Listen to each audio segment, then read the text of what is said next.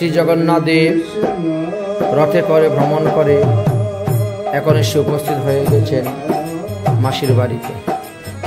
এই দেখতে পাচ্ছেন শ্রী জগন্নাথ, বলরাম, সুভদ্রা রথে পরিক্রমা করে এবার মাসির বাড়িতে এসে উপস্থিত হয়ে গেছেন। সুন্দর করে সাজানো হয়েছে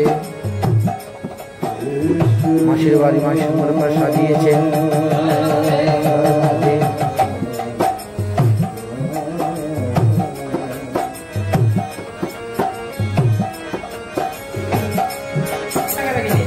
হরে কৃষ্ণ হরে কৃষ্ণ,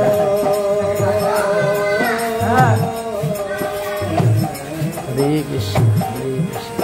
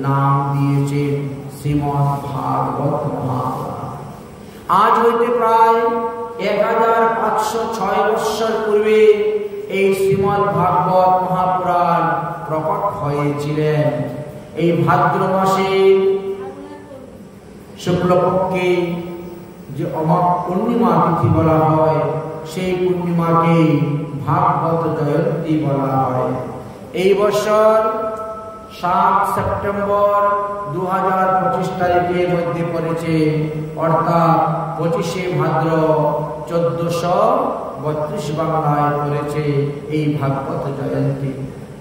আমরা শ্রী জগন্নাথ দেবীর রথযাত্রা উপলক্ষে আজ হতে 7 দিন যাবৎ এই ভাগবত কথামৃত আস্বাদন করব। ভা মানে ভারত ভূষণ ভূষতেন, এই ভারতবর্ষে ভূষণ এবং কীর্তির কথা বলা হয়েছে। ভারতবর্ষে যে সমস্ত মহাত্মাগণ অবতীর্ণ হয়েছেন, সাধুসন্তগণ অবতীর্ণ হয়েছেন, ভগবানের অবতার হয়েছে, সমস্ত লীলা কথা এই গ্রন্থের মধ্যে আলোচনা করা হয়েছে।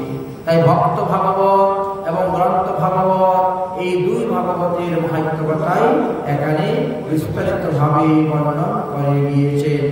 যদি গ্রন্থ ভাগবত না থাকতো তাহলে ভক্ত ভাগবত কোথার থেকে হতে, আর ভক্ত ভাগবত যদি না থাকতে তাহলে গ্রন্থ ভাগবত কে বা আস্বাদন করতেন।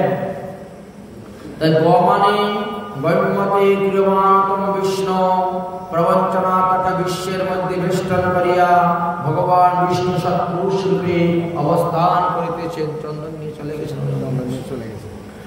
অবস্থান করিতেছেন। অতএব শ্রীমদ্ ভাগবত মহাপুরাণে ব শব্দের অর্থ হল বাসুদেব কীর্তিন প্রকাশিতম, অর্থাৎ বাসুদেবের দ্বারা এই গ্রন্থ স্বয়ং প্রকটিত হয়েছে, প্রকাশিত হয়েছিলেন।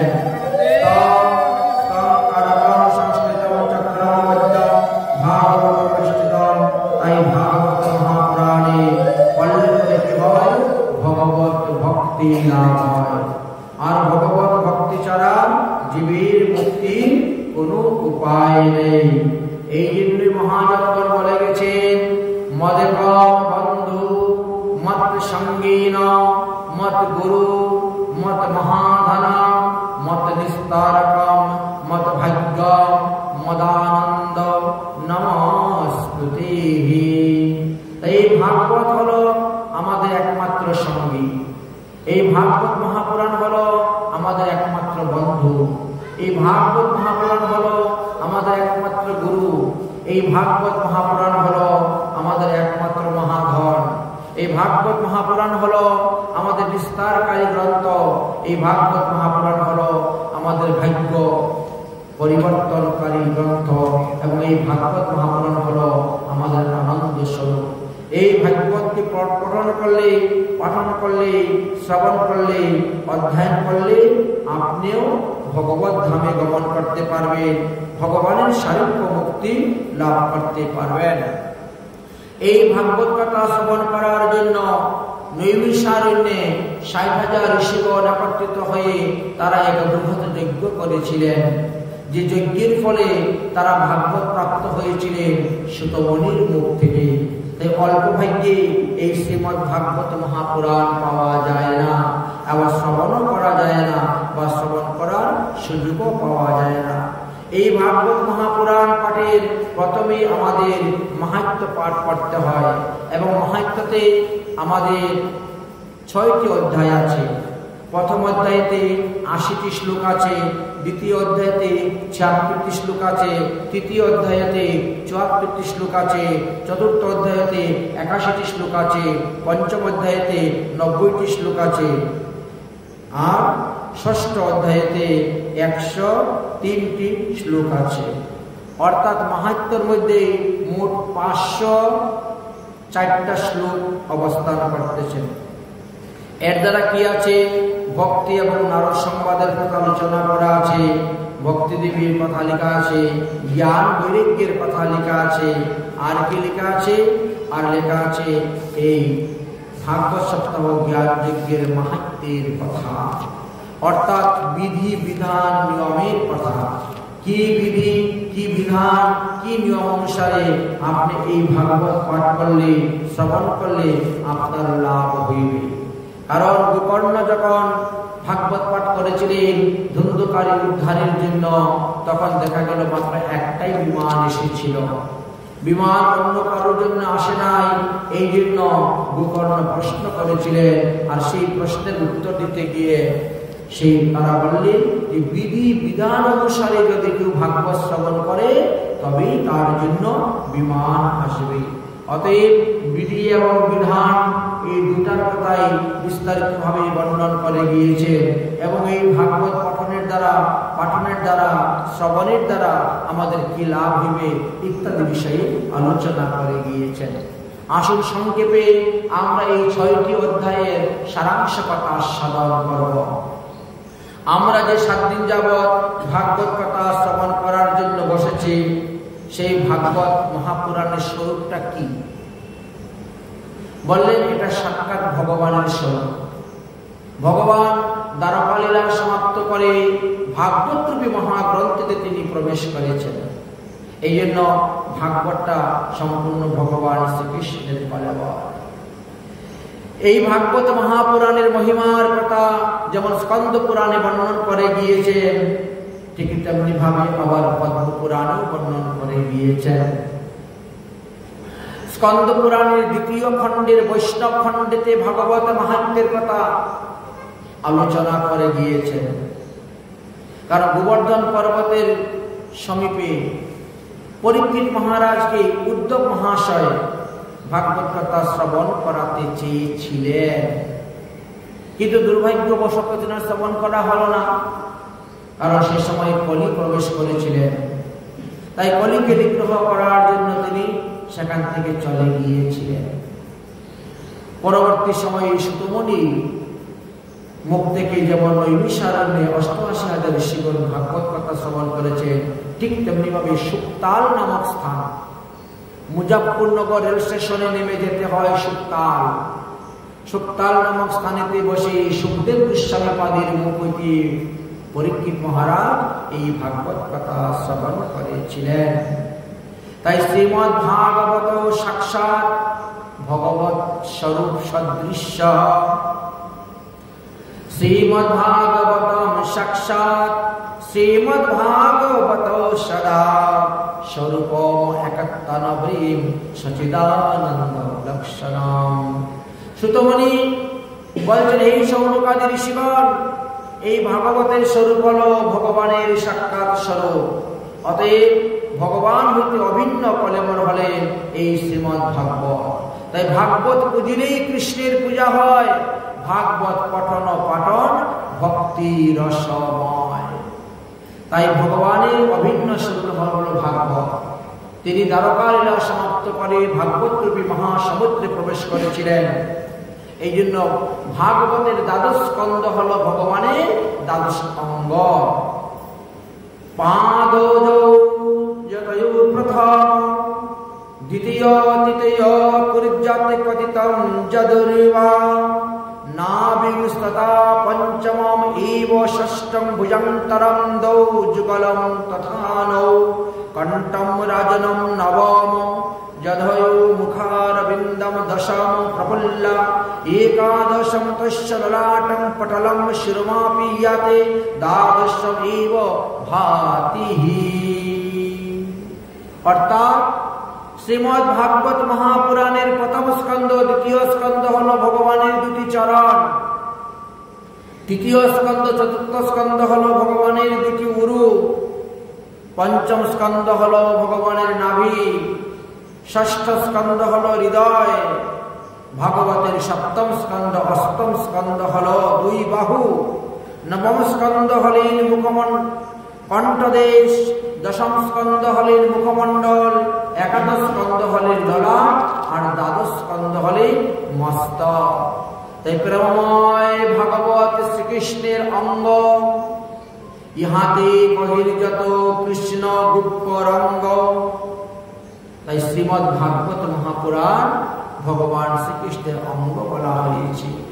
তাই ভাগবত পাঠ করার পূর্বে আমরা ফুল, তুলসী, ফুলের মালা, চন্দন দিয়ে ভাগবত গ্রন্থের পূজা করা হয়, আরতি করা হয়, ভাগবতকে ভোগ নিবেদন করা হয়, পানীয় জল আদি অর্পণ করা হয়, কারণ ভাগবত সাক্ষাৎ ভগবান স্বয়ং। এই জন্য যদিও সহসা ভাগবতের দিকে তাকাইলে ভগবানকে দেখা যাচ্ছে না, কিন্তু অক্ষর ব্রহ্মরূপী অবস্থান করিতেছে। চার জায়গায় ভগবান সর্বদা নিত্য অবস্থান করেন, কিন্তু আমরা সহসা চর্মচক্ষের দ্বারা ভগবানকে দেখতে পাই না। এক হলো ভগবত গ্রন্থ, এক হলেন বৃন্দাদেবী তুলসী বৃক্ষ, এক হলেন গঙ্গার জল, আর এক হলেন ভক্তগণের হৃদয়। এই চতুর্বিধা বিগ্রহ কৃষ্ণ এই চারি সনে, এই চার বিগ্রহতে কৃষ্ণ সর্বদাই অবস্থান করেন, কিন্তু আমরা আমাদের চর্মচক্ষুর দ্বারা তাহা সহজে দর্শন করতে পারি না। একমাত্র দিব্য চক্ষুর দ্বারাই আমাদের দর্শন করা সম্ভব। আমাদের এই ভারতবর্ষে বসে এই শ্রীমদ্ ভাগবত মহাপুরাণ রচনা করে গিয়েছেন ব্যাসদেবজি। ভাগবতের পারায়ণের বিধি 4 রকমের প্রচলিত আছে। এক হলো সাত্বিক ভাগবত পারায়ণ, এক হলো রাজস্বিক ভাগবত পারায়ণ, এক হলো তামসিক ভাগবত পারায়ণ, আর এক হলো মিশ্র ভাগবত পারায়ণ। এইভাবে যেখানে যেখানে ভাগবত পাঠ হয় সেখানে পারায়ণটা হলো মূল, মুখ্য, আসল। কারণ ভাগবতের ব্যাখ্যার দ্বারা 58 শ্লোকের ব্যাখ্যা করা সম্ভবপর হয় না। হ্যাঁ, হবে যদি দিন রাত 24 ঘন্টা ভাগবত পাঠ চলতেই থাকে, যেভাবে সুখদেব গোস্বামী পাদ পরীক্ষিত মহারাজের সভাতে দিন রাত 24 ঘন্টা তিনি ভাগবত পাঠ করে গিয়েছেন। 7 দিন 7 রাইতে এই ভাগবত পূর্ণ হয়েছিল। একটু সময় বিশ্রাম দেওয়া হয় নাই, বিরাম দেওয়া হয় নাই, এক গ্লাস জলও পান করতে যান নাই, আর একবার আসন ছেড়ে উঠেন নাই। পরীক্ষিত মহারাজ ছিলেন শ্রোতার মতো শ্রোতা, আর সুখদেব ছিলেন বক্তার মতো বক্তা। তাই হয়েছিল। কিন্তু আমরা কলিহত জীব, আমাদের তখন বসে থাকার মতো ধৈর্য নেই, শক্তি নেই, বল বীর্য নেই। এই জন্য 5 ঘন্টা 6 ঘন্টা সময় আমরা যতটুকু পারি ভাগবত কথা আস্বাদন করি, কিন্তু এর দ্বারা সম্পূর্ণ ভাগবতের সব শ্লোকের ব্যাখ্যা সম্ভব হয় না। প্রতিটি অধ্যায়ের মূল সারাংশ আলোচনা করা হয়, প্রতিটি শ্লোকের মূল সারাংশ আলোচনা করা হয়। আর এই জন্যই পারায়ণটা রাখতে হয়। মূল পারায়ণটা হলো আসল। প্রতিদিন সকালবেলা 7টা থেকে 12টা 1টা পর্যন্ত, অর্থাৎ প্রতিদিন 6 ঘন্টা মূল পারায়ণ হবে, আর বিকালে 6 ঘন্টা ব্যাখ্যা হবে। তবেই তো লোক বুঝতে পারবে। কারণ সংস্কৃতে যে পারায়ণ হবে সেটা না বুঝলেও কানে পৌঁছিলে লাভ, শুনলেই লাভ। ভগবানের লীলা কথা বুঝুন আর না বুঝুন, যদি আপনার কানের মধ্যে গিয়ে পৌঁছে যায় তাহলেই আপনার লাভ, তাহলেই আপনার মঙ্গল। আর বাংলাতে বিকালবেলা ব্যাখ্যা করা হয় কেন? তাদেরকে বুঝিয়ে দেওয়া হয় সেই সমস্ত শ্লোকের তাৎপর্যগুলা, যাতে মানুষ এই রাজস্বিক তামসিক পথ থেকে সাত্ত্বিক পথে ফিরে আসে, দেবদেবীর পূজা থেকে বিরত হয়ে ভগবত পূজায় ফিরে আসেন, অন্যান্য মন্ত্রে দীক্ষা গ্রহণ থেকে বিষ্ণু মন্ত্রে দীক্ষা গ্রহণ করে ভগবত ধর্ম যাজন করে নিজের জীবনকে ধন্য করতে পারেন। তার জন্যই তো ভাগবত উপদেশ দেওয়া হয়ে থাকে। তাই আমাদের এই ভারতবর্ষে আমরা দেখতে পাই 4 রকমের বিধিবিধান অনুসারে ভাগবত পারায়ণ হয়ে থাকে। রাজস্যম সাত্ত্বিকম চাপি তমস্যম নির্গুণস্তথা চতুর্বিধো তু বিজ্ঞয়ে ভাগবত সেবনা। এবার প্রশ্ন হলো, ভাগবত পারায়ণ বা রাজস্বিক হয়? এত আশ্চর্য কথা। ভাগবত পুরাণটাই তো সাত্ত্বিক পুরাণ, তাহলে তার পারায়ণটা রাজস্বিক হয় কেমন করে? বলে তার প্রমাণ শাস্ত্রে দিয়ে দিয়েছে, স্কন্দ পুরাণে আলোচনা করে দিয়েছে। বলছেন যে সপ্তাহম যজ্ঞ বদবত্তম সশ্রমঃ সত্যম তো মুদ্দায়া সীমিতং রাজস্যম তু বহু পূজাদিকম শুভম। বললেন যে আমি এই জন্যই এখানে রাজস্বিক কথা তুলে ধরে হয়েছে, অত্যাধিক জাঁকজমক প্রদর্শন করে যে ভাগবত পাঠ হয় সেটা রাজস্বিক। পূজার সামগ্রীগুলা একদিনের মধ্যে সব সংগ্রহ করতে হয়, আনতে হয়, নিতে হয়, কাজ করতে হয়, এই জন্য এটা রাজস্বিক। তারও হল যজ্ঞের সকল বস্তু একদিনের মধ্যে তাড়াহুড়ো করে সব ব্যবস্থা করতে হয়, অত্যাধিক পরিশ্রম করতে হয়, উদ্বিগ্ন মনেতে পাঠ করতে হয় বলে সেটাকে রাজস্বিক পাঠ বলা হয়েছে। একটা হলে আরেকটা হচ্ছে না, একটা থাকলে আরেকটা নেই, একটা পাওয়া গেলে আরেকটা পাওয়া যাচ্ছে না।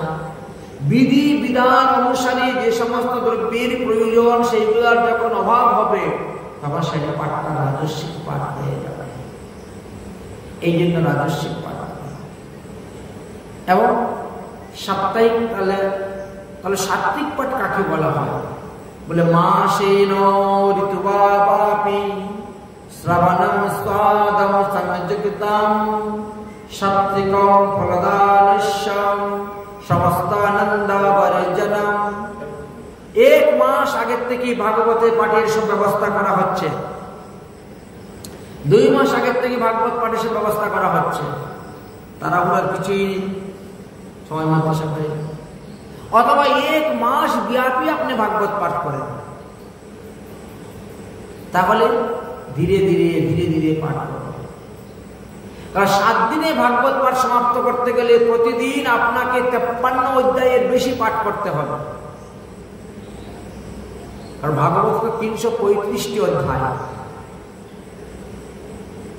আর মাহাত্ম্যতে আছে আমাদের আরো 6টা অধ্যায়, তো মোটামুটি 41টি অধ্যায় হয়ে গেছে।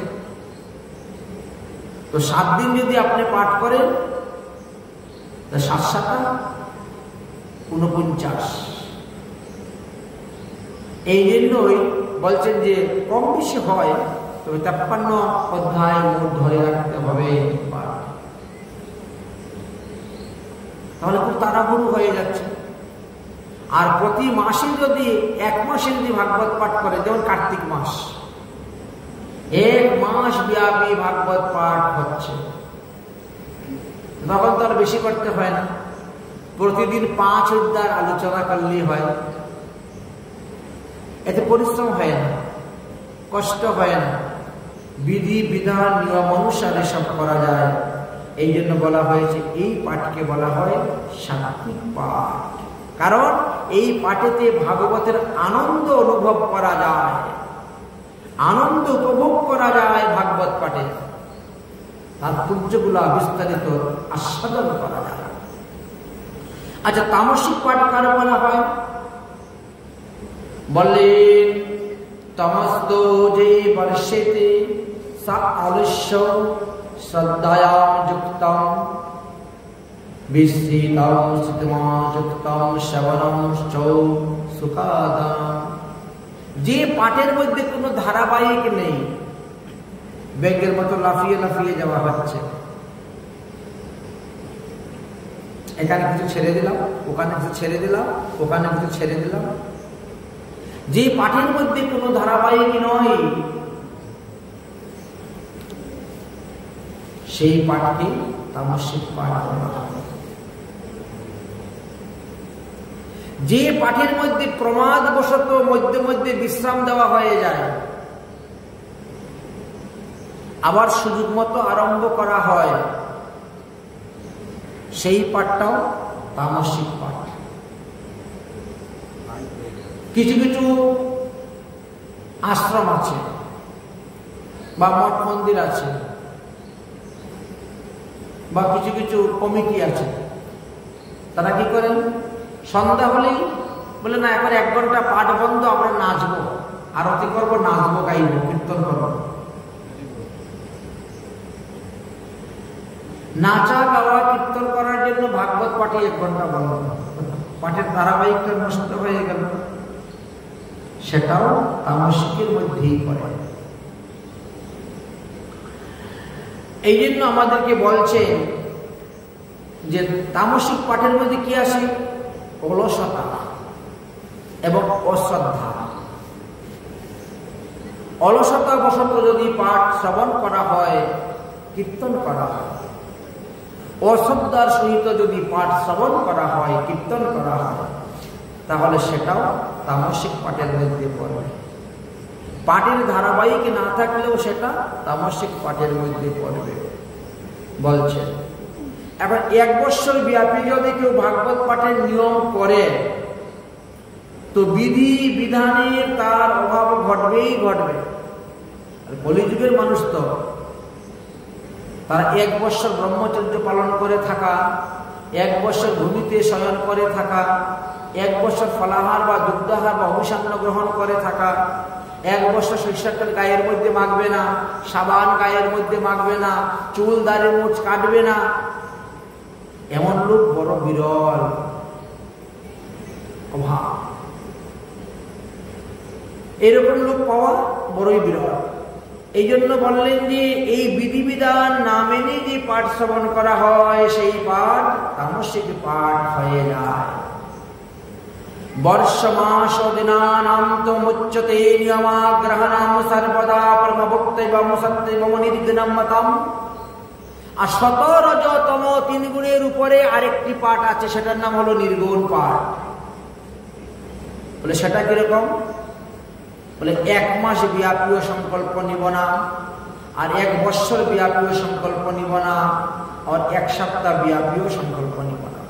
যখন সময় পাবো, সুযোগ পাবো, তখনই শ্রদ্ধার সহিত, ভক্তির সহিত, প্রেমের সহিত ভাগবত পাঠ শুনতে বসে গেলাম, ভাগবত পাঠ করতে বসে গেলাম।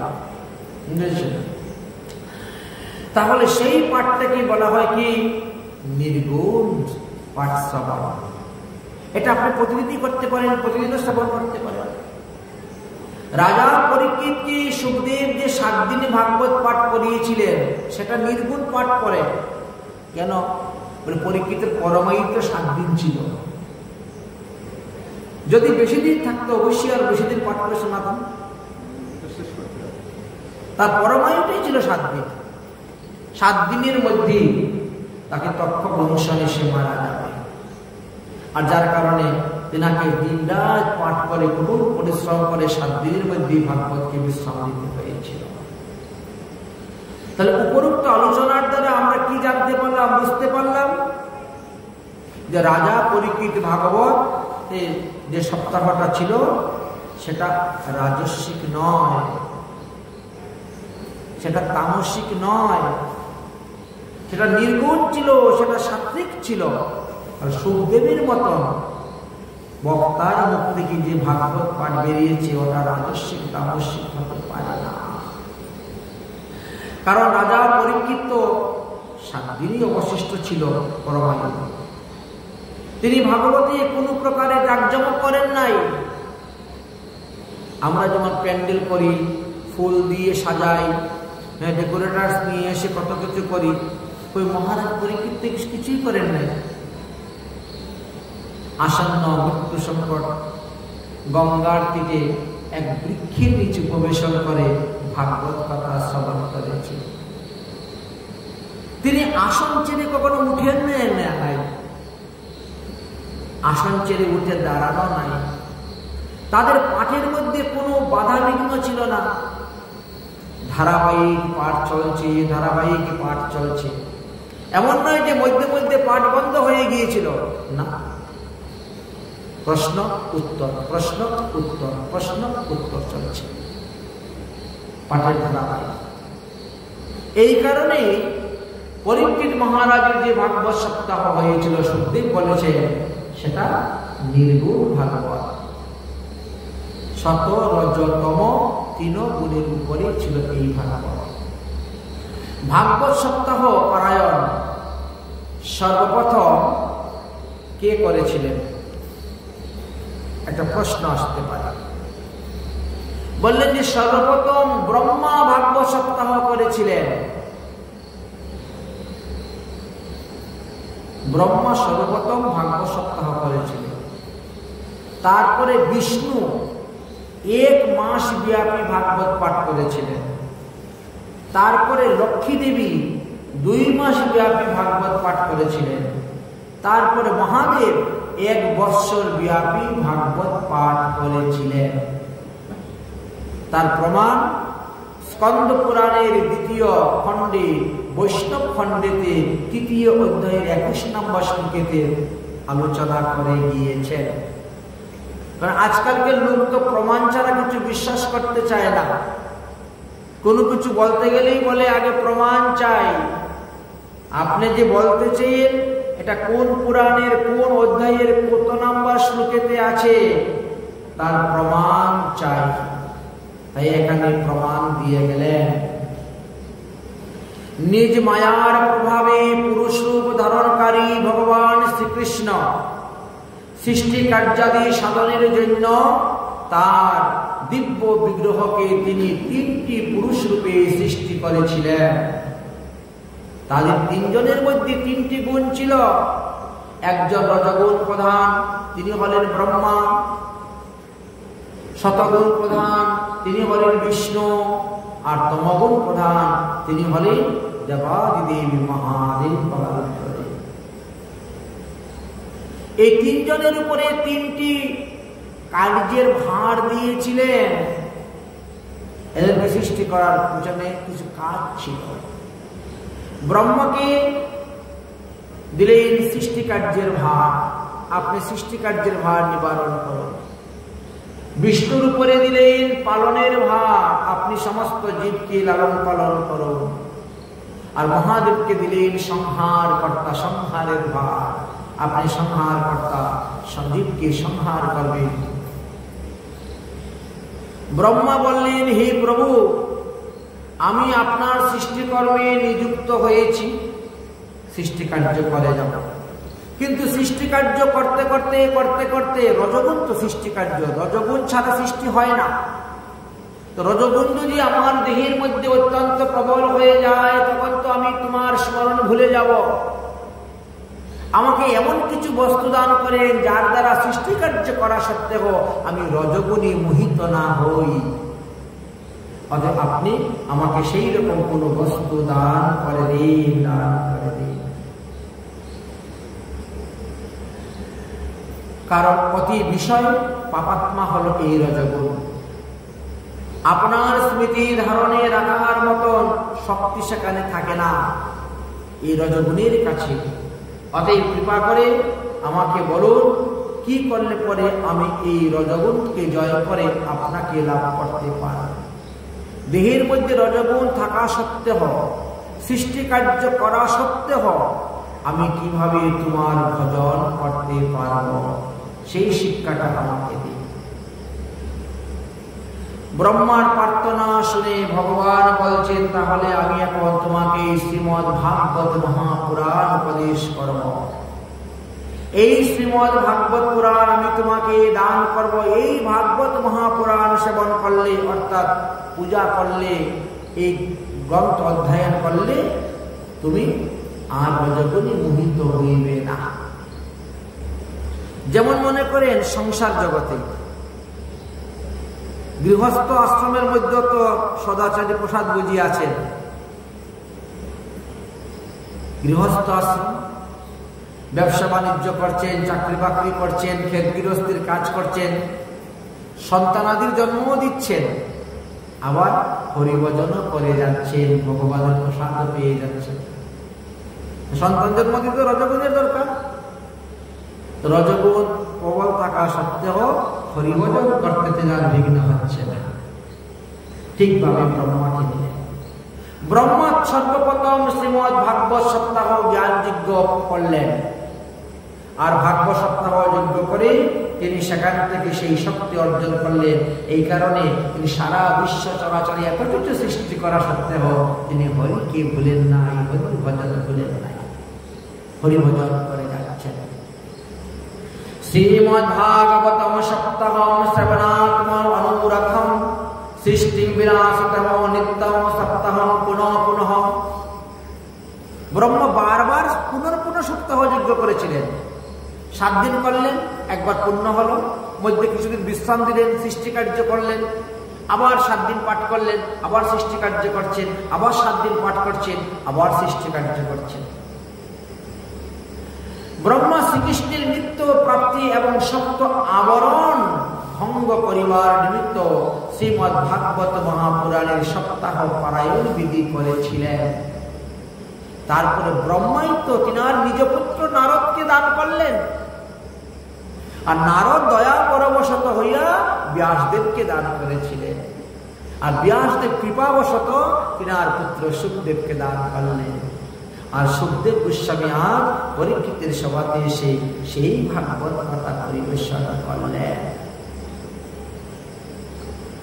অতঃপর ব্রহ্মার মতন তখন বিষ্ণু তিনি নিজেও অভিষ্ট পূরণে সিদ্ধির জন্য পরমাত্মা স্বরূপ ভগবান শ্রীকৃষ্ণের কাছে প্রার্থনা করলেন, হে প্রভু, আমি আপনার গুণ অবতার থেকে সৃষ্টি হয়েছি, সাত্বিক গুণ থেকে সৃষ্টি হয়েছি, আমার কাজ হলো পালন করা।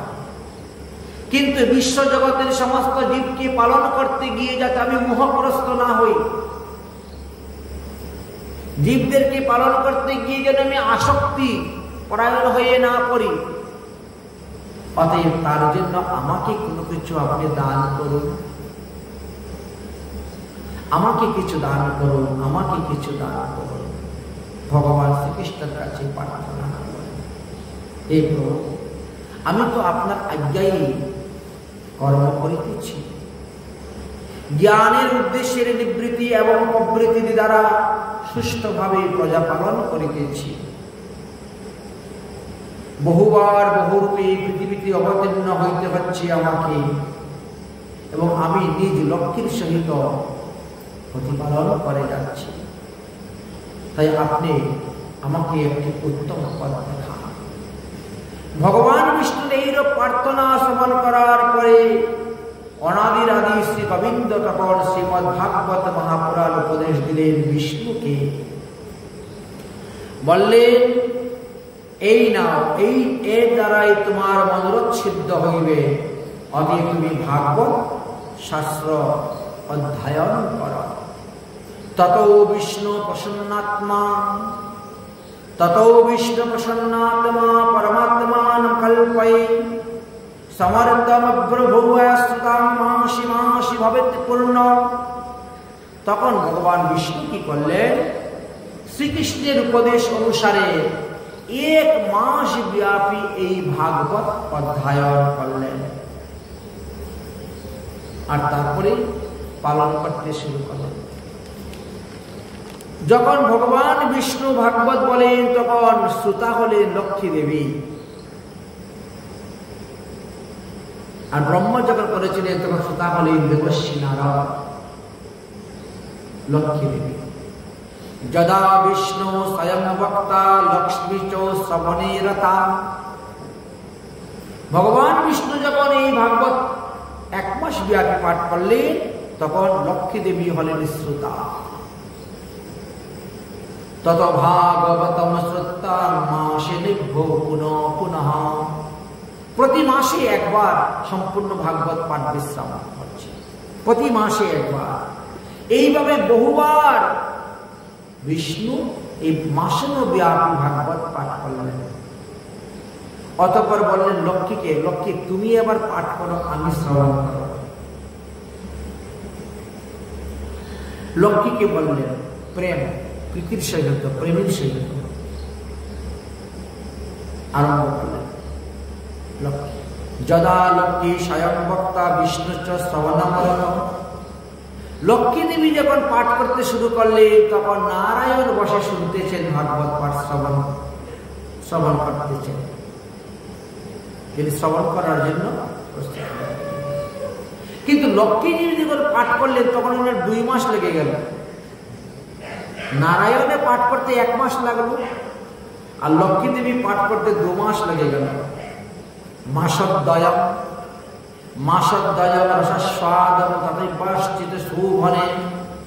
কারণ লক্ষ্মী দেবী একটু ধীরে ধীরে পাঠ করতেন তো, এবং একটু রসলতার সহিত, এই জন্য 2 মাস চলে গেল। তো এর দ্বারা প্রমাণিত হয় যে মহিলারাও ভাগবত পাঠ করতে পারে, নিষেধ নেই, প্রমাণ হয়েছে। আমাদের গঙ্গা মাতা গোস্বামীর জীবনীতে আছে। গঙ্গা মাতা গোস্বামী তো সেই বাংলাদেশে রাজশাহীর পুটুরিয়া রাজবাড়ির মেয়ে, সচি পুটিয়া। তিনি বৃন্দাবনে আসলেন, দীক্ষা নিলেন, গুরুদেবের নিকট থেকে ভাগবত পাঠ শিক্ষা করলেন, রাধাকুণ্ডে বাস করলেন, রাধাকুণ্ডে সেবা করলেন, গিরিরাজ পরিক্রমা করলেন। আর গুরুদেবের আদেশ অনুসারে তিনি জগন্নাথপুরীতে গেলেন, আর সেখানে গিয়ে ভাগবত পাঠ করেছিলেন। তিনার মধ্যে থেকে রাজা পর্যন্ত ভাগবত পাঠ শ্রবণ করতে আসতেন। স্বয়ং জগন্নাথ এই শচীদেবীর জন্য তিনি গঙ্গাকে তিনার চরণ থেকে প্রকট করে দিয়েছিলেন, যাকে শ্বেতগঙ্গা নামে এখনো পরিচিত আছে জগন্নাথপুরীতে। এই সৎগঙ্গার আবির্ভাব হয়েছে এই শচীদেবীর কারণে। এই শচীর তপস্যাতে ভজনে সন্তুষ্ট হয়ে গিয়েছিলেন, তাই জগন্নাথ নিজের চরণ থেকে গঙ্গা প্রকট করে শ্বেতগঙ্গায় গিয়ে প্রকট করেছে। যাই হোক, সেখানে দেখা গেল রাজা মুকুন্দ দত্ত তখন ছিলেন। শচীদেবীকে তখন বহু ভূমি দান করে দিয়েছিলেন, এখন পর্যন্ত আছে সেইগুলা। তাহলে মহিলারাও যে ভাগবত পাঠ করতে পারে, এখানে তা প্রমাণিত হল। সর্বপ্রথম লক্ষ্মী দেবী করেছিলেন, তিনি 2 মাস ব্যাপী ভাগবত পাঠ করলেন। অত রুদ্রদেব নিজ কার্য সিদ্ধির জন্য পরম পুরুষ ভগবান শ্রীকৃষ্ণের কাছে প্রার্থনা করলেন, হে প্রভু, আমি আপনার তমগুণ থেকে উৎপন্ন হয়েছি এবং আমার কাজ হলো সংহার করা। এইভাবে জীবদেরকে সংহার করতে করতে করতে করতে আমি মায়ায় মোহিত হয়ে যাচ্ছি। সংহারের শক্তি যদিও আমার শরীরে নাই, আপনার কৃপাতেই সংহার করা হচ্ছে। আপনার শক্তিতে, আপনার বলেতে বলিয়ান হয়ে আমি করতেছি। তথাপিও আপনি আমাকে কৃপা করুন, যাতে আমি কখনো আপনাকে না ভুলি, সর্বদা যেন আমি আপনাকে স্মরণ করতে পারি। এই জন্য আমাকে কিছু দান করুন। রুদ্রদেবের প্রার্থনা শ্রবণ করে ভগবান শ্রীকৃষ্ণ তখন তিনাকেও ভাগবত উপদেশ দিলেন। যে ভাগবত তিনি পার্বতীর কাছে বলেছিলেন, সেই অমরনাথের গুফাদের মধ্যে বসে যেখানে সুখ পাখি শুনেছিলেন।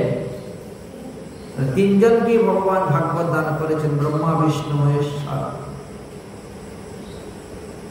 কথা ভাগবতে তেন সৌবিতং বশ্যমামতং লবিততে অন্তিমেতো তেনব্যাপি শক্তি সদাশিবম।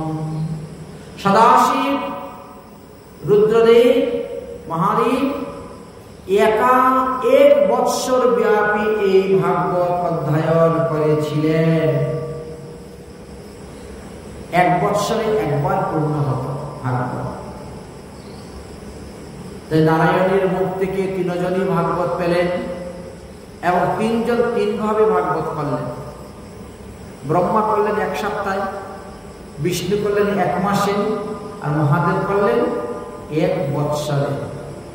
তো 17তম 3 গুণ তো তিনজনের, এই জন্য পারায়ণের 3 গুণের কথা বলা হয়েছে। সাত্ত্বিক পারায়ণ, রাজস্বিক পারায়ণ এবং তামসিক পারায়ণ বলা হয়েছে। আর 17তম 3 গুণের উপরে নির্গুণ, যার গুণের কোনো অন্ত নাই, শেষ নেই, নির্গুণ। আত্মাত্মিক সংহার মোক্ষ শক্তি লাভ করে মহাদেব আজ এই কার্য করে রাখছে। আচ্ছা, উদ্ধব মহাশয় 1 মাস ব্যাপী ভাগবত পাঠ করেছিলেন গিরিরাজ গোবর্ধন তটে কুসুম সরোবরের তীরে করেছিলেন। 1 মাস ব্যাপী ভাগবত পাঠ তিনি করেছিলেন। সেখানে শ্রোতারূপে ছিলেন ভগবান শ্রীকৃষ্ণের পাটরানী রুক্মিণী আদিগণ, বজ্রনাথ ছিলেন, পরীক্ষিত ছিলেন, ইত্যাদি ছিলেন।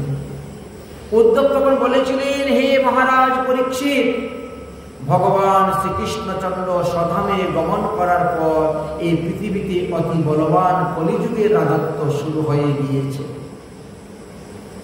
শুভ অনুষ্ঠান যেখানে হবে, ওই বলবান কলি আসবে সেখানে বিঘ্ন করার জন্য।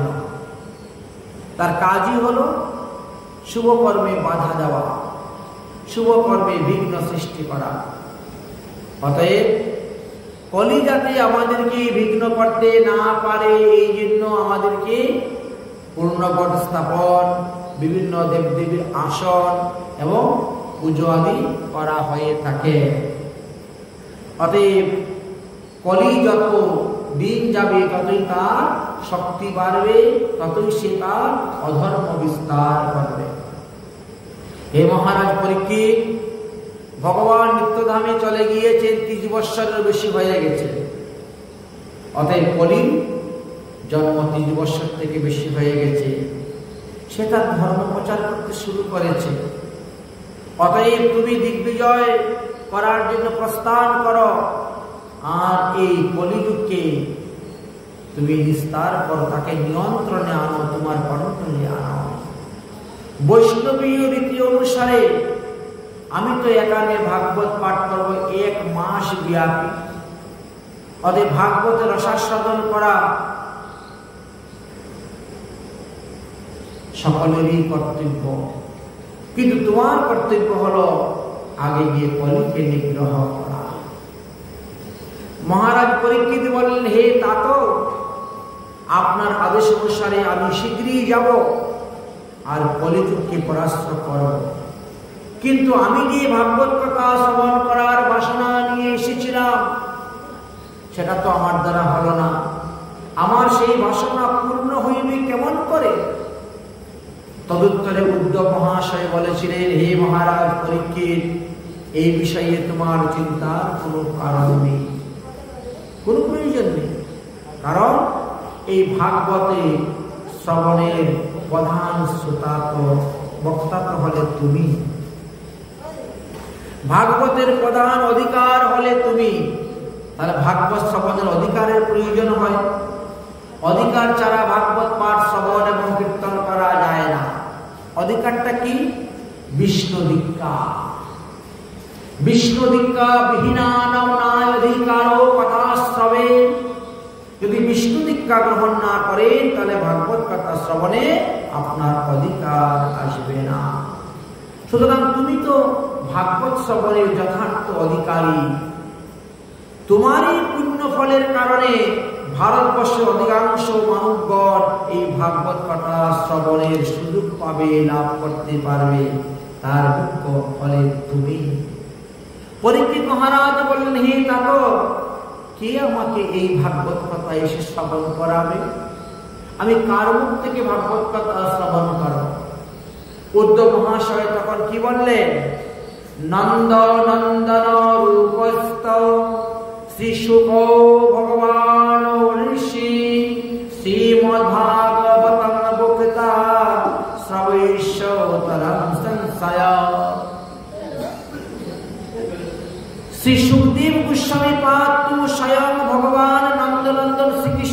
স্বরূপ।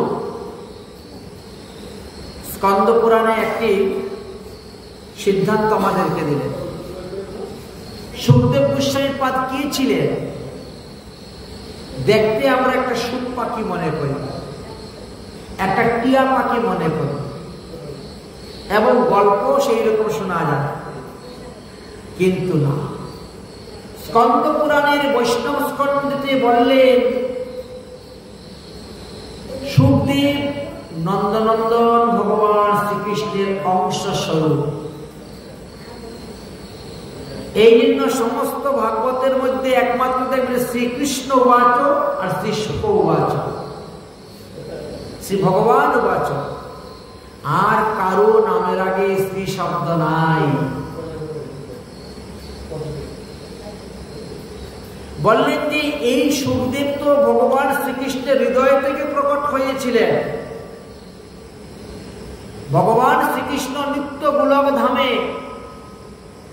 এই সুখ পাখিকে তিনার হৃদয় থেকে সৃষ্টি করেছিলেন রাধারানীকে সংবাদ দেওয়ার জন্য, রাধারানীকে আনন্দ দেওয়ার জন্য, সুখ বিধানের জন্য এই সুখ পাখিকে সৃষ্টি করেছিলেন। তাই বলে নন্দ নন্দন রূপস্থ শ্রী শুক ভগবতম ঋষি শ্রীমদ্ভাগবতম তুভ্যম সবৈষাতম সংস্থায়ম। যেরকম ভগবান নরনারায়ণ ঋষির রূপে অবতীর্ণ হয়েছিলেন, ভগবানের অবতার, ঠিক তেমনি ভাবে এই সুখ পাখি ও ভগবানেরই এক অংশ অবতার, এই কথা বলে গেলেন। তাই সুখদেব গোস্বামী তো সাক্ষাৎ নন্দনন্দন শ্রীকৃষ্ণের স্বরূপ, তিনি তোমাকে ভাগবত কথা এসে শ্রবণ করাবেন। হে মহারাজ পরীক্ষিত, সুখদেবের মুখ থেকে হরিকথা শ্রবণ করে তুমি স্বয়ং ব্রজনন্দন শ্রীকৃষ্ণের নিত্যধামে গমন করিবে, আর তোমার এই ভাগবত সভা থেকে ভাগবত কথার প্রচার প্রসার হইবে। অতএব পরীক্ষিত, কলিকে নিগ্রহ করার জন্য তুমি চলে যাও, চলে যাও, দেরি করো না। অথ বৃন্দাবনমাশঙ্কবর্ধেন সমীপস্থ। পরীক্ষিত মহারাজ যখন কলিকে নিগ্রহ করার জন্য চলে গেলেন, আর সেই সময়ে শ্রীধাম বৃন্দাবনের রাধাকুণ্ড গিরিরাজ গোবর্ধন তটের কুসুম সরোবরের তীরে বসে 1 মাস ব্যাপী উদ্ধব ভাগবত কথা পরিবেশন করেছিলেন। উদ্ধবের মুখ থেকে সেই ভাগবত কথা অমৃত রস সাধন শ্রবণ করে সবাই আনন্দে বিপুল হয়ে গিয়েছিলেন। তাহলে প্রশ্ন আসতে পারে, কলিযুগের কত বৎসর পরে পরীক্ষিত মহারাজ এই ভাগবত কথা শ্রবণ করেছিলেন? এই প্রশ্নের উত্তর দিলেন পদ্মপুরাণ। পদ্মপুরাণের উত্তর খণ্ডে বললেন, কৃষ্ণ নিগমা 30 বর্ষা অধিক গত নমন্মত নবস্ত কথারম্ভ সুখব্রবে। তাহলে দেখা গেল সুতমুনি সৌনকাদি ঋষিগণকে নৈমিষারণ্যে বলেছিলেন যে ভগবান শ্রীকৃষ্ণ স্বধামে চলে যাওয়ার পর কলিযুগের 30 বৎসরের থেকে একটু বৎসর বেশি হয়ে গেছে। ভাদ্র মাসের শুক্লপক্ষের নবমী তিথিতে সুখদেব গোস্বামী পাদ এই ভাগবত কথা আরম্ভ করেছিলেন এবং ভাদ্র মাসের পূর্ণিমাতে গিয়ে এই কথা বিশ্রাম দিয়েছিলেন। এই জন্য এই তিথিটাকে বলা হয় শ্রীমদ ভাগবত জয়ন্তী তিথি বলা হয় না। এই বছর আমাদের 5106তম শ্রীমদ ভাগবত জয়ন্তী। এই জয়ন্তীটি পড়েছে 21শে ভাদ্র 1432 বাংলা রবিবার, 7 সেপ্টেম্বর 2025 খ্রিস্টাব্দ রবিবার।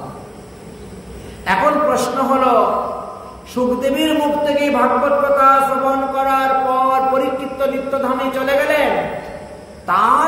বৎসর পরে এই ধুন্ধুকারী ভাগবত কথা বলেছিলেন, গোকর্ণ ভাগবত কথা বলেছিলেন ধুন্ধুকারীকে উদ্ধার করার জন্য। তদুত্তরে বললেন, পরীক্ষিত সত্য পরিকৃত স্তবনান্তেষ্ট কলৌ বর্ষ শতদ্বয়ে শুদ্ধ শৌচনমাঞ্চ দেনুজ্জ কথয়া কথম। রাজা পরীক্ষিত ভাগবত কথা শ্রবণ করে মহাপ্রস্থান চলে গেলেন। তার 200 বৎসর পরে, অর্থাৎ কলিযুগের যখন 230 বৎসর অতিক্রম হয়ে গেল, তাহার পরে আষাঢ় মাসের শুক্লপক্ষের নবমীতে গোকর্ণ ভাগবত সপ্তাহ জ্ঞানযজ্ঞ করেছিলেন ধুন্ধুকারীকে উদ্ধার করার জন্য। ধুন্ধুকারী ব্রাহ্মণের সন্তান হয়েও ব্রাহ্মণ অনুচিত কোনো কর্ম করেন নাই। যজন যাজন অধ্যায়ন অধ্যাপন দান লেনা যে 6টি ধর্ম কোনটাই তিনার মধ্যে ছিল না। তিনি বিষ্ণু মন্ত্রে দীক্ষা গ্রহণ করেন নাই। তিনি গায়ত্রী মন্ত্র পর্যন্ত জপ করতেন না, সন্ধ্যা আহ্নিক করতেন না। তিনি ছিলেন একজন ভূমি ব্রাহ্মণ, পতিত ব্রাহ্মণ, অর্থাৎ মধ্য মাংস সেবন করতেন, আমিষ দ্রব্যাদি সেবন করতেন, চুরি ডাকাতি করতেন, বেশ্যালয়ে পর্যন্ত গমন করতেন। এই জন্য মৃত্যুর পরে তিনাকে প্রেতাত্মা হতে হয়েছিল। সেই প্রেতাত্মাকে গোকর্ণ উদ্ধার করার জন্য ভাগবত পাঠ করেছিল। কিন্তু বিমান তো মাত্র একটা এসেছিল। বিমান একটা আসার কারণে তিনি জিজ্ঞাসা করলেন, হে ভগবান বিষ্ণু দূতগণ, এতগুলা লোক ভাগবত কথা শ্রবণ করলো, তাহলে বিমান কেন একটা আসলো? তাদের জন্য বিমান আসলো না কেন? তখন বলছেন, তারা একটু বিধি বিধান অনুসারে ভাগবত কথা শ্রবণ করে না। ভাগবত কথা শ্রবণের বিধি বিধান আছে। সেই বিধি বিধান অনুসারে যদি কেউ ভাগবত কথা শ্রবণ করে, তাহলেই কি উদ্ধার হয়ে যাবে। তার জন্য বিমান আসবে, তিনি নিত্যধামে চলে যাবেন। আর এই জন্যই পরে আবার শ্রাবণ মাসে করেছিলেন এই ভাগবত। শ্রাবণ মাসে গোকর্ণম কথারম্ভম তথা পুনঃ সপ্তরাত্রি গতম ভৈরম শ্রাবণম কৃত পুনঃ। শ্রাবণ মাসে যখন আবার শুক্লপক্ষ নবমীতে ভাগবত পাঠ শুরু করলেন, তখন দেখা যায় সবার যে বিমান ছিল, আর সবাই সেই বিমানের মধ্যে বসে নিত্যধামে চলে গিয়েছিলেন। যেভাবে ভগবান রামচন্দ্র সমস্ত অযোধ্যা পরিবাসীকে নিয়ে নিত্যধাম চলে গিয়েছিলেন, যেভাবে হরিশ্চন্দ্র মহারাজ সমস্ত পরিবাসীদেরকে সঙ্গে করে নিয়ে নিত্যধামে চলে গিয়েছিলেন, সেইভাবে গোকর্ণ এই ভাগবত পাঠের দ্বারা তিনি সমস্ত শ্রোতাদেরকে নিয়ে নিত্যধামে গমন করেছিলেন। তাই শ্রাবণ মাসে পুনরায় ভাগবত পাঠ করেছি। আরেকটি প্রশ্ন আমাদের মনে জাগতে পারে যে গোকর্ণ উদ্ধার হয়ে চলে যাওয়ার কত বৎসর পরে সনকাদি কুমারগণ এই ভাগবত সপ্তাহ জ্ঞান যজ্ঞে কথা পরিবেশন করেছিলেন নারদ মুনির নিকটে। নারদ মুনিজি হরিদ্বারের আনন্দ ঘাটে বসে ভাগবত শ্রবণ করেছিলেন। সেটা কত বৎসর পরে হয়েছিল? পদ্মপুরাণ উত্তরখণ্ডে এই বিষয়ে আলোচনা করা আছে। তস্মাদপি কলৌ প্রাপ্তে 300 বর্ষোদয় গতে সতি ঊর্জাসগতে স্তি পক্ষে নমম্মাম ব্রহ্মণাম স্নুতাম। অর্থাৎ ধুন্ধুকারী উদ্ধার হয়ে চলে যাওয়ার পর কলিযুগের আরো 30 বৎসর অতিক্রম হওয়ার পরে, অর্থাৎ কলিযুগের 260 বৎসর, কলিযুগের 260 বৎসর অতিক্রম হওয়ার পরে কার্তিক মাসের শুক্লপক্ষের নবমী থেকে কার্তিক পূর্ণিমা পর্যন্ত, রাস পূর্ণিমা পর্যন্ত ভাগবত সপ্তাহ জ্ঞান যজ্ঞ হয়েছিল। ভক্তি জ্ঞান এবং বৈরাগ্যের মঙ্গলের জন্য। এই ভক্তি দেবী তিনি দ্রাবিড় দেশে উৎপন্ন হয়েছিলেন, কর্ণাটকে বড় হয়েছিলেন, মহারাষ্ট্রে বহু সম্মান পেয়েছেন, আর গুজরাটে যাওয়ার পরে তিনি জীর্ণ শীর্ণ হয়ে গিয়েছিলেন। তাকে দেখার জন্য, তাকে প্রতিপালন করার জন্য ভগবান তখন তাকে মুক্তি রূপে দাসীকে দিয়েছিলেন, আর দুই পুত্র রূপে জ্ঞান বৈরাগ্যকে দিয়েছিলেন। জ্ঞান বৈরাগ্য যখন দেখলেন আমার মা ভক্তি দেবী যদি গুজরাটে থাকে তাহলে তিনি আর বাঁচবেন না, তিনি মারা যাবেন। তাই ভক্তি দেবীকে তারা নিয়ে রওনা হলেন যেখানে ভক্তি নিত্য বাস করেন সেখানে। ভক্তি তো নিত্য বাস করেন সিধা বৃন্দাবনে, তাই বৃন্দাবনে যখন আসলেন তখন ভক্তি দেবী হয়ে গেলেন তরুণী যুবতী, আর জ্ঞান বৈরাগ্য ঘুমে অচেতন হয়ে তারা পরে রইলেন।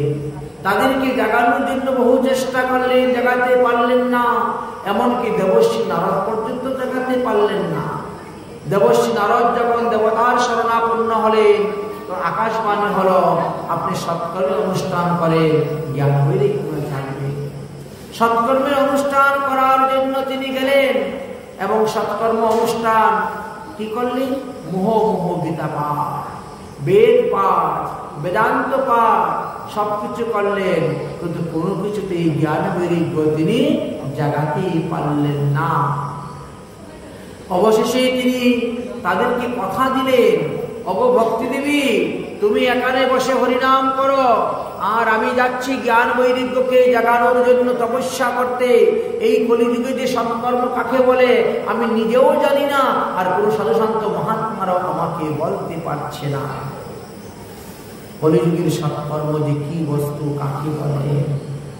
দেবশ্রী নারদ যখন তপস্যা করার জন্য রওনা হলেন, বদ্রীনাথ থেকে উপস্থিত হলেন, দৈবক্রমে সেখানে চতুর্শনের সঙ্গে সাক্ষাৎ। চতুর্শন যখন জিজ্ঞাসা করলেন আপনি এত দ্রুত বেগে কোথায় যাচ্ছেন, আপনাকে এত চিন্তিত দেখা যাচ্ছে কেন, আপনার দুঃখের কারণ কি বলুন। দেবশ্রী নারদ তখন সমস্ত ঘটনা খুলে বললেন। ঋষিগণ বললেন মা চিন্তন করু দেবস্য হর্ষ চিত্ত সমারোহে। আমরা জানি এই কলিযুগের ভাগবত পাঠই হলো একমাত্র সৎকর্ম। অতএব তুমি এই সৎকর্মের অনুষ্ঠান করো, দেখবে অবশ্যই মঙ্গল হইবে, কল্যাণ। সৎকর্মের অনুষ্ঠান করার জন্যই তো এই হরিদ্বারের আনন্দ ঘাটে ব্যবস্থা করা হলো, চতুর্দিকে নিমন্ত্রণ দেওয়া হলো, সবাই আসলো। যখন ভাগবতের পূজা করে ভাগবত পাঠ আরম্ভ করবে সেইখানে ভগবান শ্রীকৃষ্ণ সবার সাথে উপস্থিত হয়ে গিয়েছিলেন। দেবশ্রী নারদ তখন তাদেরকে বসার জন্য আসন দিলেন। এমনকি উদ্ধব সেখানে উপস্থিত হয়েছিলেন, প্রহ্লাদ সেখানে উপস্থিত হয়েছিলেন, অর্জুন সেখানে উপস্থিত হয়েছিলেন, ইন্দ্রাদি দেবগণ সেখানে উপস্থিত হয়েছিলেন। সবাইকে বসার জন্য আসন দিয়েছিলেন। দেবশ্রী নারদ ভগবানের কাছে প্রার্থনা করেছিলেন, হে ভগবান আপনি কৃপা করে আমার কাছে একটা কথা দিন। আজকে থেকে পৃথিবীতে যেখানে যেখানে ভাগবত সপ্তাহ জ্ঞানযজ্ঞ হইবে সেখানে সেখানে আপনি সবার সাথে উপস্থিত হইবেন। ভগবান বলেন তথাস্তু, তাই হবে। তাই দেবশ্রী নারদের কাছে ভগবান কথা দিয়েছেন, যেখানে আমার কথা হবে আমি সেখানেই উপস্থিত হব। মদ ভক্ত যত্র গায়ন্তি তত্র তিষ্ঠামি নারদ। আমার ভক্ত যেখানে আমার লীলা কথা বলবে আমি সেখানেই গিয়ে উপস্থিত হইব। এই জন্য উপস্থিত হয়েছিলেন। এত বিভিন্ন আমরা দেখতে পাই যে মাঘ মাসেও ভাগবত পাঠ করলে যথার্থ ফল লাভ করা যায়। মাতা পিতার শ্রাদ্ধ দিবসেও ভাগবত পাঠ করলে লাভ আছে, বা মাতা পিতার বাৎসরিক শ্রাদ্ধকে নিমিত্ত করে আপনি ভাগবত পাঠ দিতে পারেন। পূর্বপুরুষের আত্মকল্যাণের জন্য ভাগবত পাঠ দিতে পারেন। যারা বিষ খেয়ে মারা গেছে, ফাঁস লাগিয়ে মারা গেছে, জলে ডুবে মারা গেছে, আগুনে পুড়ে মারা গেছে, দুর্ঘটনায় মারা গেছে, অপবিত্রভাবে মারা গেছে, যারা আত্মহত্যা করে মারা গিয়েছে, যারা মৃত্যুর পরে অকালে যন্ত্রণা ভোগ করতেছেন, যারা মৃত্যুর পরে ভূত প্রেত পিশাচ আদি হয়ে গেছে, তাদের উদ্দেশ্যেও আমরা ভাগবত দিতে পারি। সদ্যে সংযুক্তম পিতৃ কীর্ততায়াম নির্দিশ্যায়াম পদগুদৃশ্যন পুনঃ। তাই ভাগবতে বললে যে শ্রাদ্ধ বৎসরেও ভাগবত পাঠ করা যায়। মাতা পিতার শ্রাদ্ধ, এই ভাগবত পাঠের দ্বারা ওই ব্যক্তি জীবিত অবস্থায় যত পাপ করেছিল পাপের প্রায়শ্চিত্ত করতে পারে নাই, এবার ভাগবত পাঠের দ্বারা সেই সমস্ত পাপের প্রায়শ্চিত্ত হয়ে যাবে। দেবর্ষি নারদ সৌনকাদি কুমারগণকে জিজ্ঞাসা করলেন, এই ভাগবত পাঠ শ্রবণের দ্বারা কারা কারা মুক্তি লাভ করতে পারবে, আপনি কৃপা করে আমাকে বলুন। এই ভাগবত পাঠ শ্রবণ করলে কার কার কি লাভ হইবে, আপনি কৃপা করে আমাকে বলুন। আল্লাহই হলো তার মাহাত্ম্য কথা। বললেন যে ভাগবত একটা কল্প বৃক্ষ শোনো, ভাগবত হলো নিগম কল্পতরুর গলিত ফলম। তাই ভাগবত শ্রবণের দ্বারা সবকিছুই লাভ করা যায়। ভাগবত পিতার্থে 7 দিন যাবত নিষ্কাম ভাবে ভাগবত পাঠ যদি কেউ করেন, অথবা ভাগবত পারায়ণ করেন, অথবা ভাগবত শ্রবণ করেন, তাহলে তার কি লাভ হইবে?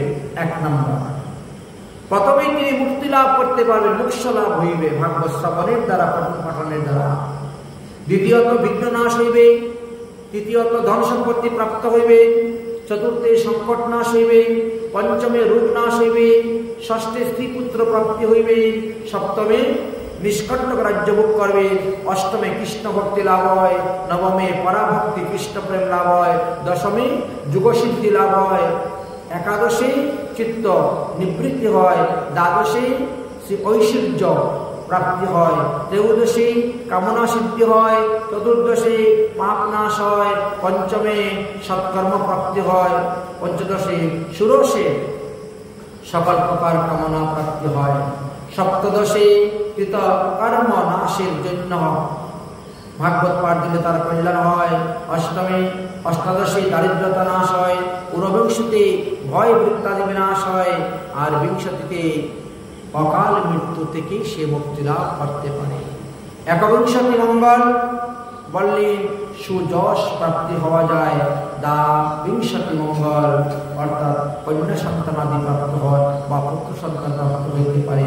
ত্রয়োদশাদি মঙ্গল আমাদের কি লাভ হয়? জ্ঞান প্রাপ্ত হয়। চতুর্দশাদি মঙ্গল সর্বকামনা সিদ্ধি হয়ে থাকে। অতএব জীবিত অবস্থায় যদি কেউ পাপের প্রায়শ্চিত্ত করতে না পারে, তাহলে মৃত্যুর পরে যদি তিনি এই পাপের প্রায়শ্চিত্ত করে, তাহলে তার মঙ্গল হয়ে যায়। সুখ শান্তি প্রাপ্তির জন্য আপনি ভাগবত পারায়ণ দিতে পারেন, ঋণ থেকে মুক্তির জন্য ভাগবত পারায়ণ দিতে পারেন, সকল প্রকার আপদ বিপদ থেকে মুক্তির জন্য ভাগবত পারায়ণ দিতে পারেন, আপদ বিপদ থেকে মুক্তির জন্য ভাগবত পারায়ণ দিতে পারেন, আনন্দ বৃদ্ধির জন্য ভাগবত পারায়ণ দিতে পারেন, ঈশ্বর লাভের জন্য ভাগবত পারায়ণ দিতে পারেন, বিজয় লাভের জন্য ভাগবত পারায়ণ দিতে পারেন, কৃষ্ণ সিদ্ধির জন্য ভাগবত পারায়ণ দিতে পারেন, এবং সকল প্রকার উপদ্রব শান্তির জন্য ভাগবত পারায়ণ দিতে পারেন। এমনকি সাম্রাজ্য প্রাপ্তির জন্য ভাগবত পারায়ণ দিতে পারে, ত্রৈলোক্য মঙ্গলের জন্য ভাগবত পারায়ণ দিতে পারে, সকল প্রকার সকলের বশ করার জন্য ভাগবত পারায়ণ দিতে পারেন, বিদ্যা প্রাপ্তির জন্য ভাগবত পারায়ণ দিতে পারেন। তবে যিনি ভাগবত পারায়ণ দিবেন তিনি সর্বপ্রথমে বেদজ্ঞ পণ্ডিতদের সঙ্গে পরামর্শ করে নেবেন।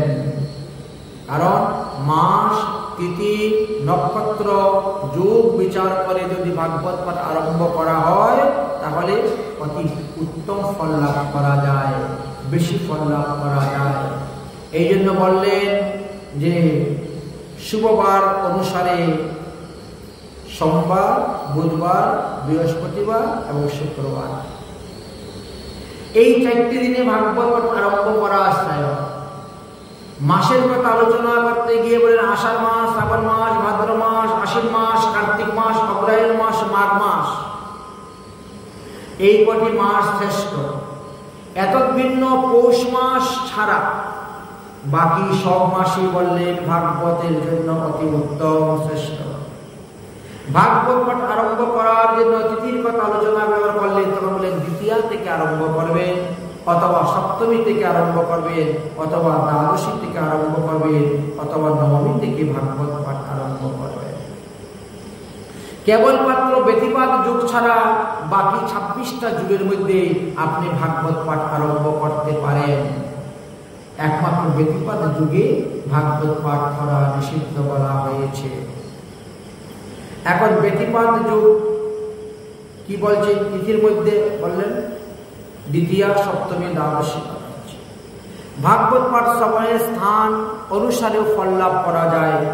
বললেন নদীর তীরেও দিতে পারেন, তুলসী বৃক্ষর নিচে দিতে পারেন, মন্দিরের ভিতরে দিতে পারেন, গোশালাতে দিতে পারেন, জলাশয়ে গঙ্গার ধারে দিতে পারেন, বা শুদ্ধ ভূমি শোধন করে সেখানেও দিতে পারেন।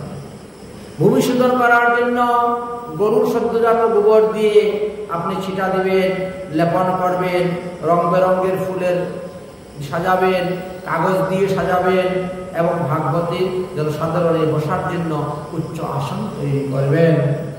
হরি সংকীর্তন পরায়ণ কিছু সাধুসন্ত মহাত্মাদেরকে রাখবেন, ভাগবতের মধ্যে মধ্যে গান কীর্তন করবেন ভগবানের লীলা অনুসারে। পাড়া প্রতিবেশীদেরকে নিমন্ত্রণ করবেন পাঠ করার জন্য, শ্রবণ করার জন্য, অনুষ্ঠানে সাহায্য সহযোগিতা করার জন্য, দেহের দ্বারা, মনের দ্বারা, বাক্যের দ্বারা, অর্থের দ্বারা। শ্রোতাদের বসার জন্য 7টি পঙ্গত তৈরি করতে হয়। প্রথম সারির নাম হলো সত্যলোক, আর সেখানে সন্ন্যাসীগণ বসবে, বৈরাগীগণ বসবে।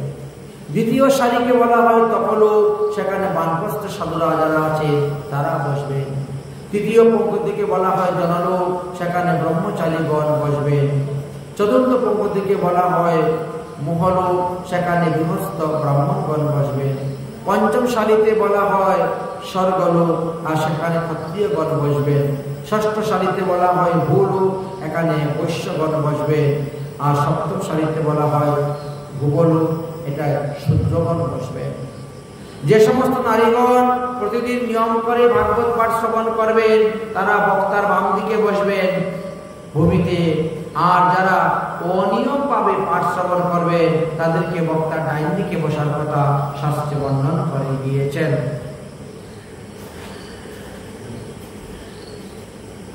এবং যতদিন ভাগবত পাঠ চলবে ততদিন আহার অত্যন্ত স্বল্প করতে হবে, কারণ ভাগবত পাঠ থেকে উঠে গিয়ে মলমূত্র ত্যাগ করা নিষিদ্ধ। তাই যতক্ষণ ভাগবত পাঠ চলবে ততক্ষণ মলমূত্রের বেগ ধারণ করার জন্য আপনাকে স্বল্প আহার করার কথা বলা হয়েছে। একাহার হবে বা স্বল্প আহার করবে, অভিসান্ন গ্রহণ করবে, অথবা ফলমূল খাবে, অথবা দুগ্ধ পান করে আপনি অবস্থান করবে। হেমন্তকালে আতপ ধানের আতপ চাউল দিয়ে আপনি রান্না করে ভোগ দিয়ে প্রসাদ পেতে পারেন, অথবা সামা চাল আপনি প্রসাদ পেতে পারেন। এই জন্য আমাদেরকে বলছেন অপক্ষ দ্রব্য আপনাকে ভোজন করতে হবে, তৈলপক্ষ দ্রব্য ভোজন করা যাবে না। সম্ভব হলে দুগ্ধ পান করে 7 দিন পাঠ শ্রবণ করুন, অথবা ফলাহার করে 7 দিন পাঠ শ্রবণ করুন।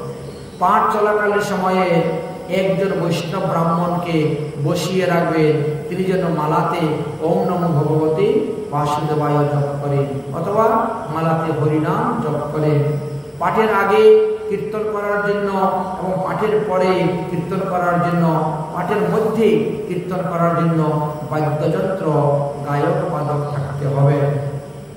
পাঠের পূর্বে আরতি হবে, ভোগ আদি হইবে, পাঠের পরে আবার আরতি হইবে।